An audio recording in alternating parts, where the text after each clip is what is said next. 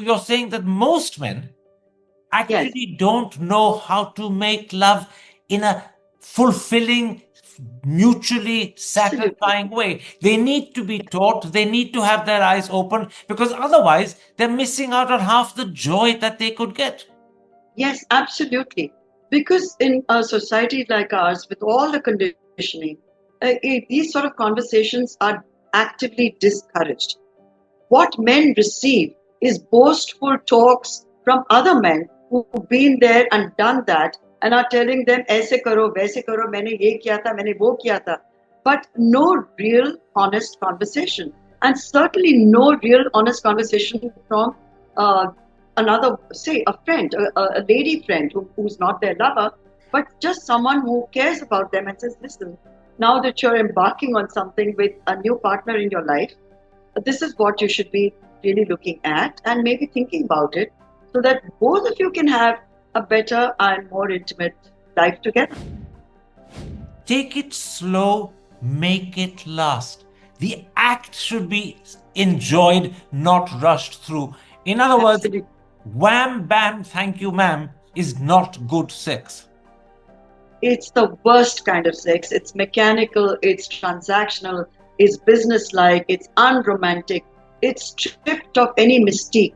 And what is good lovemaking without the magic and the mystique of two bodies respecting one another, respecting the physical aspects of each other, and paying a kind of homage to lovemaking itself? If someone were to call you after reading your book, The Goddess of Love, would you be pleased? I I would love it, but my husband calls me Athena, the goddess of war. So I'll have to really juggle those two goddesses. But I know that I'll find the path that suits me best, always.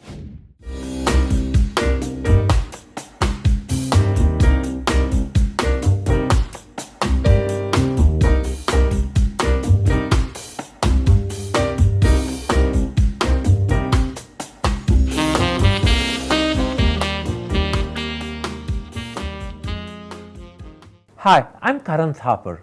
Over the last few years, I hope you've been watching my program, The Interview on the Wire. During that period, I've interviewed doctors, politicians, businessmen, scientists, authors, and even the occasional Nobel laureate. For me, it's been exciting. I hope it's been enjoyable for you. But these, as you know, are tough times, and if this program is going to remain bold, independent, and sometimes even defiant, then I think we need your support. At the end of the day, it's a truism, but editorial independence is best defended by the viewers. So if you would like this program to remain the way it is, forthright, outspoken, and interesting, then would you consider supporting us? All you have to do is to click on the description at the bottom. But more than anything else, I hope you will continue to watch the interview. Your viewership means an awful lot to me.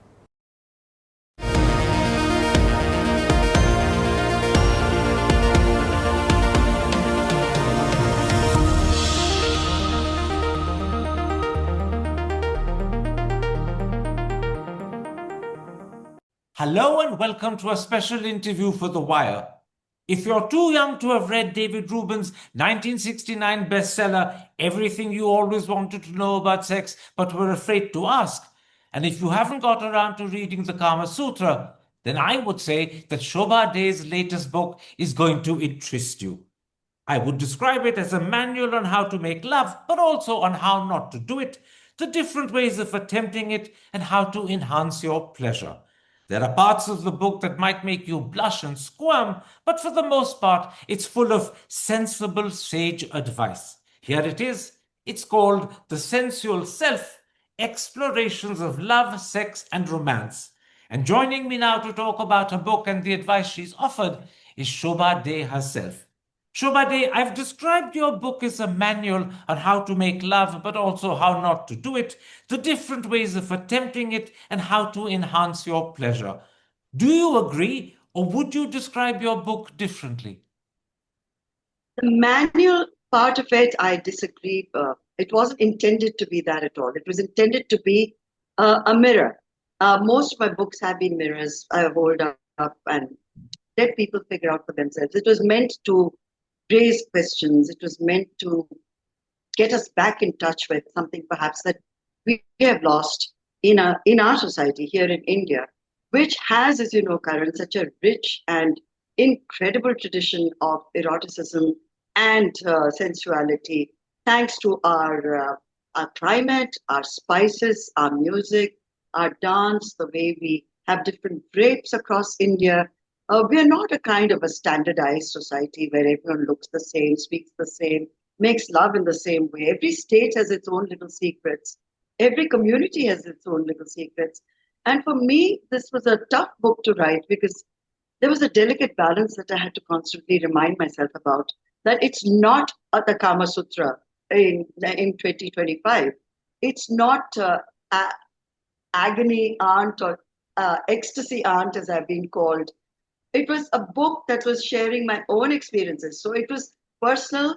At the same time, the topics were pretty universal and was trying to get the young back to reconnect with their dadis and nanis and another generation that somehow I feel personally had got it right, had got it better. Let's leave it to the audience when they've heard this interview to decide whether the book is a manual on how to make love and how not to do it, or whether it's something quite different. And let's do that by talking about the book itself.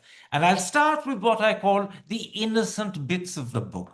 You have an intriguing paragraph, for instance, on undressing. You write, undressing is a fine art. How and when to drop the pallu or dupatta can be mastered. The trick is to make it look like an accident. Timing is everything. And the languorous movement of gently picking up the folds and replacing the errant pallu to its rightful place on the shoulder, that, you add, my dear, is a fine art. Are you suggesting that women should use guile and craft to attract and allure men? Karan, they've used it for centuries and may they continue to use it without being apologetic about it. This is the side to ourselves that we are, as I've said in the book, I'm not woke. I'm not woke enough to say, oh, forget guile, forget all of it, because they're adopting and using guile every day anyway. When young girls are wearing bralettes, for example, at parties today, or wearing extremely provocative wear in social situations, which they are, and they're doing it splendidly, are they not doing exactly what their mothers and grandmothers did, decorously and more delicately, perhaps, by mastering the art of the pallu drop? Now, whether I subscribe to it is a different story. I do not. But will I judge a woman who does? Never. I've seen it being done with such expertise, such finesse, and I say, bravo, lady, if this is going to get you the attention that you seek, and every human being seeks attention, even men do. So it's a big lie to say, oh, I am so confident about myself. I can walk into a room and be so sure that everyone is going to be looking at me just because of my presence, my brains, my personality. Yes, of course. But if that pallu is helping you in some way, I have no complaints about the pallu drop at all. Now, you also draw what I would call a very neat connection between food and sex on the grounds, as you put it, that both involve every bit of us. You write, an indifferent eater will be a lousy lover. A person who doesn't look at what's going into the mouth cannot be trusted in bed. So tell me, are gourmets naturally skillful lovers as well? Gourmets are quite different from gluttons, Karen. So when I watch someone eat, whether it's a man or a woman, I I do pay close attention to the mannerisms adopted. I mean, there's a full plate in front of you. Are you going to attack it? Are you just going to stuff your mouth? Are you going to be in such a hurry that you don't even notice or savor each bite? Are you going to be oblivious of the company you're eating in? All these are, well, maybe not social graces. I'm talking about eating the most wonderful meals, not with people from our set, but across India. And when I watch the way they respect food, I sort of figure, yes, if a man or a woman eats with that level of respect for the food, chances that they will be respectful towards their partners, even in bed. In other words, the more you care for your food, the more likely you are to care for the woman in your arms. Absolutely. And treat her with the same kind of reverence that you show to food. After all, food, if you reduce it to just something that keeps you alive, I mean, food for survival, then it can be sex for survival, which in a way sex is, but you can always redefine, you can always refine it to something much, much more than mere procreation. Now, something that I found surprising is that you point out many women dread what we in the North call suhag rat. You write, it's over romanticized and given far too much importance, when in reality, it's often the terrified, ignorant bride who is sacrificed at the altar of legit sex. The girl is like a trapped animal, unable to escape, not permitted to scream in terror, often slapped and beaten till she is almost senseless. Is it really as bad as that for most brides? It is even worse than what I've described, Karan. And I'm not talking again about people you and I might have a drink with, but also they are not spared. The young girls are not spared simply because conversations around the Suhag Rat are considered taboo, even in educated middle class families. They simply will not raise the topic because perhaps the mother herself has gone through something far from blissed out, which could have been traumatic. She doesn't want to scare her daughter, and therefore it is romanticized, and therefore she is told that is going to be the best thing in her life, and it's performative. It's performative for her in the sense that she could be in pain and completely put off forever sometimes by the act itself, the sexual act. And for the man, it's all his male cousins, his friends, the family waiting to know कि बेटा आपने किया कि नहीं, कैसी थी, सुहाग रात कैसी थी. Therefore, the tumbler of milk and so on, all of it symbolic, yes, all of it meant to reassure the young couple. But no one takes the trouble to invest in particularly telling the girl about what it actually is. It could be her first time, and if the person is rough, if the person is not sensitive to her, it can be the worst night of her life. This is one of India's deep, dark secrets, never talked about, never shared, and over romanticized in all our films. It's simply not the case. Most of the deaths that you hear about, which follow a bad suhagrat, have to do, the girls, the young brides, have to do with a kind of dissatisfaction, either with the dowry that they're bringing in, or like she's being traded that night for something, and the money just isn't good enough for what the man gets. It's an awful story, Karan. I cannot even underplay it and say, oh, it's not as bad as I've described it. It's probably worse. What most husbands don't realize, Shobha, is that their wives on their bridal night are probably petrified. Petrified. Yes, you're right. Unsure, diffident, unconfident, that if I don't live up to the man's expectations, is he going to go look for someone else? Is he going to abandon me? The time that a man requires to take just to, with a few kind words, compassionate words, a few gentle touches, he doesn't have to pounce on the woman. She's not a piece of meat that has got to be devoured that night. But that's the way our sort of patriarchal system works.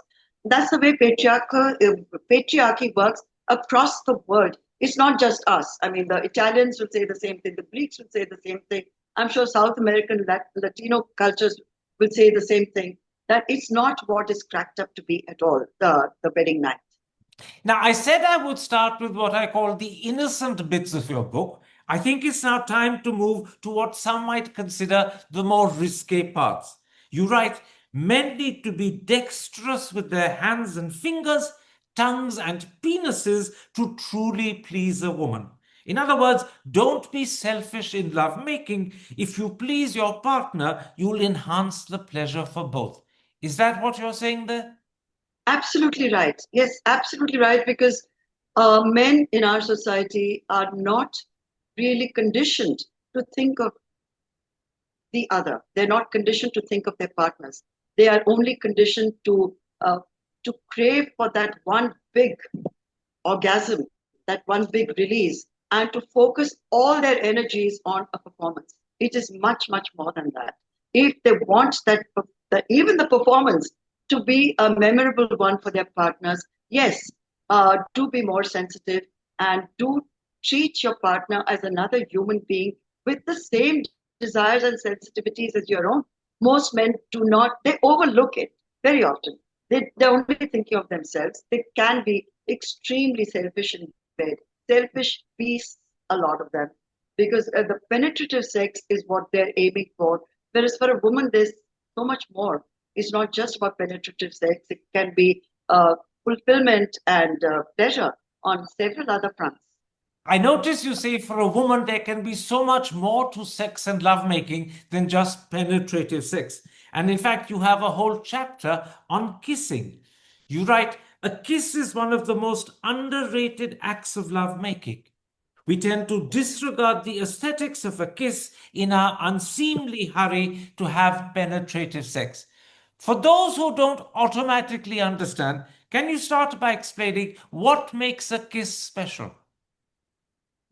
The one quality that I think would make a kiss special and memorable would be the approach and the tenderness and the emotion invested in that moment. Because a kiss is as intimate and sometimes more intimate, is also the first step towards having sex with someone.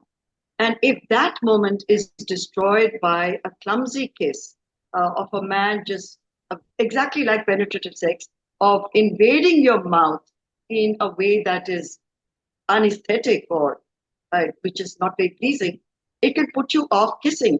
But the interesting thing, Karan, is I talk a lot to women across the social spectrum, and many more women than you can ever imagine in India, in smaller town Indias, have never ever experienced kissing. They don't think of it as part of even marital duties.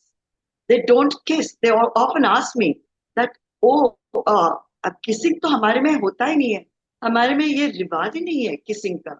It's just get on with the act, finish the act, pull up your pants, pull up your sari, and off you go. The prelude to it does not exist for at least 60% of women in India. I can say that having talked to people across decades about kissing. Now, of the kiss, you write, tongues must meet. But when they do, let it be a fencing match, poised and orchestrated, and then you add en garde. It seems as if that's not just acrobatic, it's almost combative. No, fencing is such a fine art.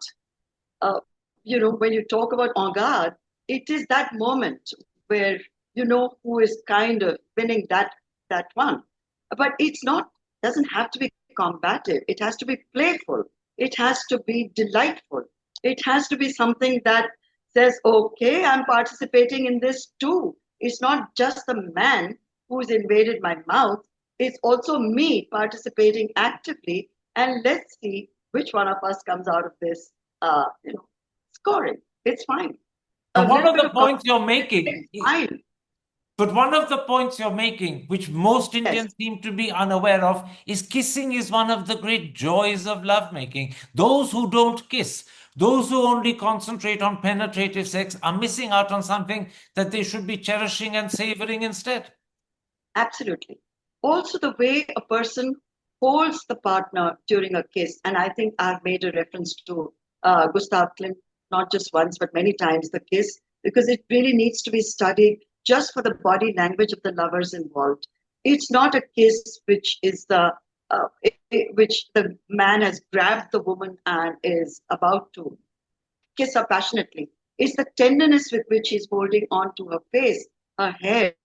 There's so many little acts that can precede a kiss that makes for the mood of a kiss. It's not just about the kiss, the kiss, the kiss. It's everything that's before it, during it, and after it. The after is also very important. The breaking away, the moment, the emotion when you break away from a kiss. Does it leave you feeling good, or does it make you want to desire to take it further? Or is it something that puts you off because it's been such a clumsy kiss? Now, let me come at this point to something that might make many people blush. You devote several pages to the importance of female breasts in lovemaking. You write, and I'm quoting you, men who pass over this zone hastily in their hurry to penetrate and release their sperm inside a woman are depriving themselves and their partner of a tender, sexually stimulating, and highly erotic experience. Touching, fondling, kissing, and sucking breasts is a near complete sexual experience. It is the gentle lingering over the breast with fingers and tongue that women most look forward to, but rarely enjoy to the follow. I know that this is intended as advice, but what do you say to people that maybe you're being a bit too explicit, that this is something people should learn for themselves rather than be told? Parent, who's there to guide them? Who's there to teach them? Most go through life just fumbling and bumbling through the boudoir. When if there's just a person, I don't mean that it has to be someone like me. It could be anybody. It could be your Masi. But someone has to tell them, tell or speak to men, have conversations around this because maybe they really don't know that it is one of the most erogenous zones. And whether it's in our miniatures, in our sculpture, in erotic poetry, Telugu women poets writing centuries ago, the breasts have played a very dominant role in art, in sculpture, and yet they're overlooked in ways that I really don't understand why. Because for a lot of men, the breasts also are part of the attraction, which a lot of men will readily concede that yes, they are attractive. Then why neglect them? Why not spend 5 more minutes on just making the woman, whatever shape and size of her breast, feel good about her breasts? I don't understand why anything should be swept under the carpet. Explicit is not something that one should be ashamed of. I'm not at all ashamed of tabling it. Let's put it that way. You're making also a deeper, wider point, aren't you? You're saying that most men Yes, actually don't know how to make love in a fulfilling, mutually absolutely. satisfying way. They need to be taught, they need to have their eyes open, because otherwise they're missing out on half the joy that they could get. Yes, absolutely. Because in a society like ours, with all the conditioning, these sort of conversations are actively discouraged. What men receive is boastful talks from other men who've been there and done that and are telling them, ऐसे करो, वैसे करो, मैंने ये किया था, मैंने वो किया था. But no real honest conversation. And certainly no real honest conversation from uh, another, say, a friend, a lady friend who's not their lover, but just someone who cares about them and says, listen, now that you're embarking on something with a new partner in your life, this is what you should be really looking at and maybe thinking about it so that both of you can have a better and more intimate life together. There's nothing wrong in these conversations, but unless you go to a sex therapist, and they also mislead you because most of the sex therapists are still focusing on the act, on performative sex. They very often ignore the psychological and emotional aspects of intimacy completely because their clients only want to know how to get it up and get it in. That's it.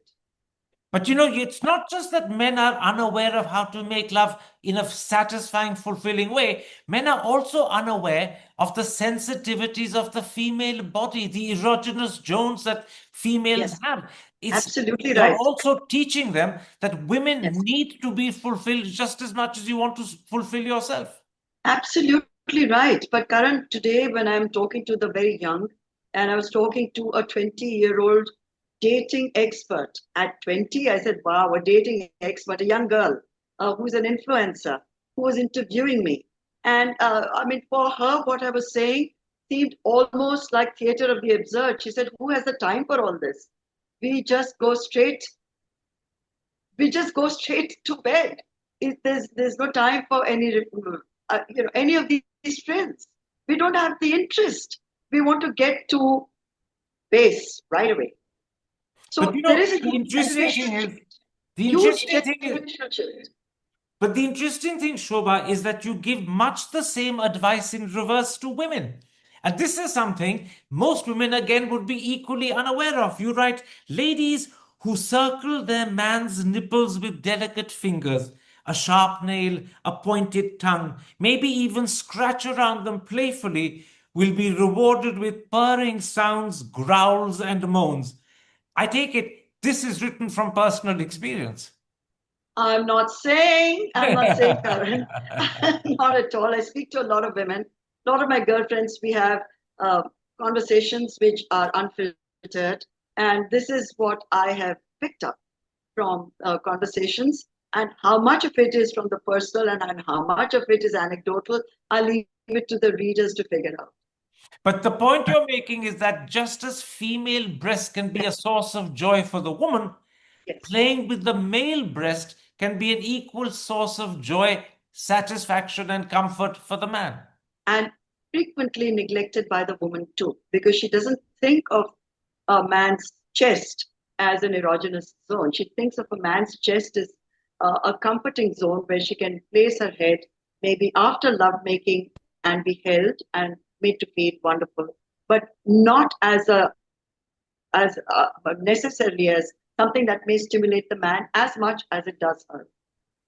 Let's come, Shobha, at this point to a few hard facts that might make men squirm. For instance, you suggest that many women fake their orgasms. You write, Yes. faking an orgasm is not a crime. Women fake it all the time. This reminds me of the Victorian fact that mothers in Queen Victoria's time would tell their daughters, lie back and think of England, dearest. But Yes. does it mean that Indian men are actually bad, if not incompetent, lovemakers? That women have to fake the orgasm because they're not being brought to it naturally by their partners? Not that, Karan. It's not just Indian men who are in that sense who can't tell between the real thing and a faked orgasm. It's men across the world because, like I say in several parts of the book, the men are so completely, entirely focused on their own performance. They don't even know when their partners have reached their climax, and I don't think a lot of them really care. As long as they have, it's that's good enough for them. For women, it's just a convenience. And from Cleopatra's time, now, Queen Victoria may have said, lie back and think of England, but most Sas Bahus of today, maybe the mother-in-law will say, lie back and pretend you're enjoying it, and he won't know the difference anyway. So a lot of love making involves play acting and which is I wouldn't even call it deceptive or deceitful. It's just something you do because you don't want to hurt your partner's feelings. Often it's out of a sense of sensitivity. You don't want to make him feel lousy. You don't want to humiliate your partner. So you say, well, it's okay if I don't achieve orgasm so long as he has. This is again the conditioning of, well, maybe my generation and certainly in India, where pleasing the man was the first lesson imparted when you were getting married. That aapke pati ko aap khush rakho. There were many implications in that term, and sex was one of them. You also have, Shobha, advice about how men should treat women. You write, women need to feel valued, respected, and adored. Men take it for granted that the woman who has agreed to sleep with them worships the ground they walk on and is doing so out of gratitude. I take it this applies to women, to men, not just in India, but across the world. Don't Across take the a world, woman for granted. across the world, and there is the slight edge that men always have that it will be me who will be calling the shots. It will be me who will decide do I want this girl. I mean, I have a room full of it's like going to a buffet and you can select from the buffet table, and that pretty much holds even today in the most sophisticated circles from New York to Singapore to London to Paris to Rio. That it's the men who take the initiative. So once a man takes the initiative, it's taken for granted that he pretty much writes the rules, even in bed. And that is unfortunate because in the process, he is missing out. He thinks he's scoring, but he's not.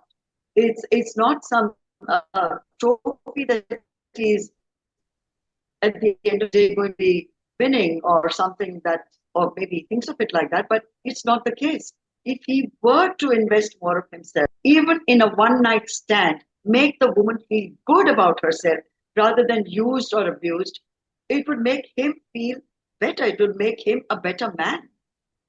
Finally, you also admonish the modern day attitude to lovemaking. You say most couples fall into a monotonous pattern in which lovemaking is made to fit in between more important domestic and social obligations. Lovemaking gets low priority when it should receive top billing. In other words, what you're saying is lovemaking is not a duty between two couples. It's not a duty between husband and wife. It's something that should be cherished, savored, and enjoyed to the hilt. Absolutely. At any age, Karan, not just as honeymooners. The honeymoon need not end. So there, people are very uncomfortable when I talk about seniors and their desires. It's not as if the sensual part of you dies because you hit 50 or 60 or 70 or 80. The mind and the imagination never leave you, and something that is beautiful, erotic, erogenous will continue to make you feel like pleasure is something worth seeking. And I think that's the whole point of the book, that there is no age limit. No one can tell you, oh, this is the cutoff point. After 50, after you produce your children, after duty sex is done, just, take on knitting or start playing golf. And it's not just that age is not a limit, nor is time. You say, take it slow, make it last. The act should be enjoyed, not rushed through. In other words, Absolutely. wham, bam, thank you, ma'am, is not good sex. It's the worst kind of sex. It's mechanical, it's transactional, it's businesslike, it's unromantic, it's stripped of any mystique. And what is good lovemaking without the magic and the mystique of two bodies respecting one another, respecting the physical aspects of each other, and paying a kind of homage to lovemaking itself? If someone were to call you after reading your book, The Goddess of Love, would you be pleased? I, I would love it, but my husband calls me Athena, the goddess of war. So I'll have to really juggle those two goddesses. But I know that I'll find the path that suits me best, always. You referred to your husband, and I remember reading the book and saying to myself, you constantly refer to him in the book as Mr. Day rather I, than by his first name. Why do you do that? because that's how I address him in real life too.